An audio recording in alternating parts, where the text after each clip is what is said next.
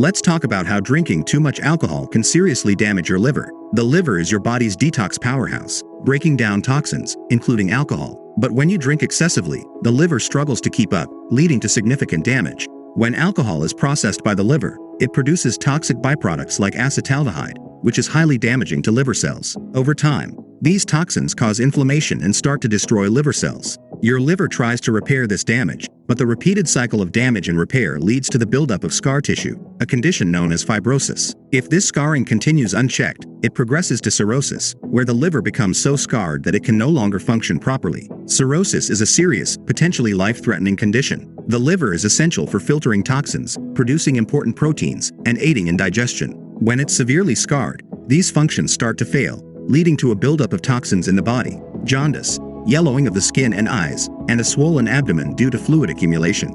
Excessive alcohol can also lead to fatty liver disease, where fat builds up in liver cells, making it harder for the liver to work. This condition is often silent, meaning you might not notice any symptoms until the damage is severe. Over time, fatty liver can progress to more serious conditions like alcoholic hepatitis, which is a severe inflammation of the liver and can lead to liver failure. So, the next time you consider heavy drinking, remember that your liver is on the front lines, taking the brunt of the damage. Protecting your liver is crucial because, unlike other organs, it's not easily replaced, and the damage can be irreversible. For more health tips, please do subscribe.